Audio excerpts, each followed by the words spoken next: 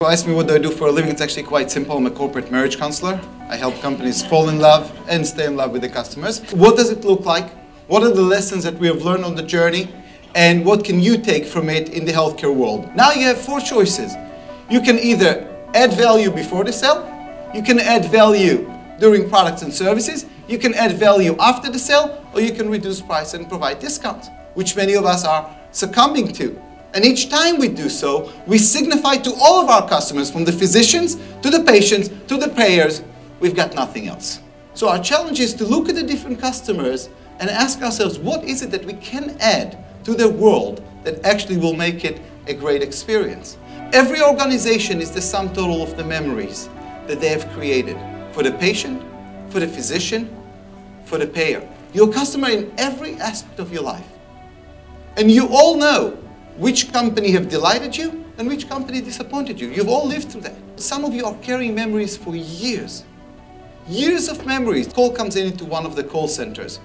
And the guy says, I'm bringing my car for service. I'd like to set up an appointment. Yeah, sure, I'll be happy to help you. Well, I would like, if possible, to get a loaner, which is an E-class or an S-class, not the C-class. Now, the employee is already trained. The first thing they need to go for is the emotion. They said, sir, is everything okay? And he said, actually, it's not. I was diagnosed with cancer. And I'm driving to Sloan Kettering from Connecticut. And the bumps in the road and the potholes, the C-class is not going to handle it well.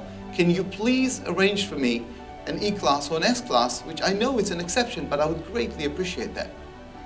He said to him, yes, I'll take care of you, don't worry about it. The next morning he shows up with an S-class pre-owned and a driver.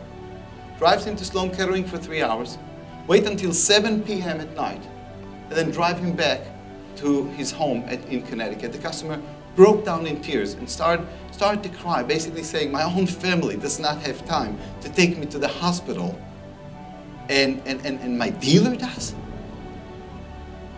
I'd like to welcome you to your new competition. Customers do not operate by industries. They do not give you good points because Merck is worse. They do not accept mediocre plus performance because the rest of the industry is heavily regulated and therefore cannot do anything. Customers go to Disneyland and they're having a good time. They're doing a whole host of things and they're having a great time. And you know what happened each time they're having a great time? They're elevating their expectations. And then they call your call center and they're saying, I want the same. To wow a customer is not to do what they expect. To wow a physician is not to do what they expect. To wow an insurer is not to do what they expect. It's to do something they did not expect. It's to get that smile on their face that says, I didn't expect that one. Where did that one come from? Because I read all the trade publications and that one was not one of those. That's the new battlefield, guys.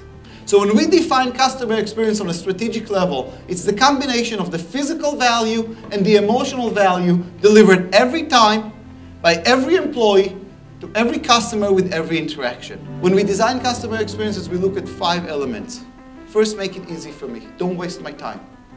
Don't waste my time. Second, educate me. Tell me something I didn't know. Allow me to do something new.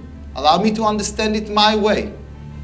Allow me to connect to other people like me and make it exceptional. Make it exceptional means remember me by name. Talk to me like an individual, not like a number. And here was the real problem when we actually sat down with the insurers. The insurer said, look, the pill represents 3% of the disease management. It's not that important to me. I've got other problems. Are you willing to participate in my world, or you want to sell me another product? And our number one enemy for customer-centric transformation is not that people say it's a stupid idea. They're saying, I'm doing it already. You believe that whatever practices you have today is customer experience. It is. I agree with you. It's a 10 seconds memory, not a 10-year memory. Are you moving products or are you moving people? That is the foundation to customer centricity. Your own understanding of where do you want to play. You want to play on the functional level or you want to play on the emotional, human, individual level. That's your challenge. It can be done in the healthcare business. It's not in your industry magazines. And if it is, it's probably on a tactical level. But this is your challenge. Functional performance, best practices in marketing, moving products, or moving people. Thank you very much.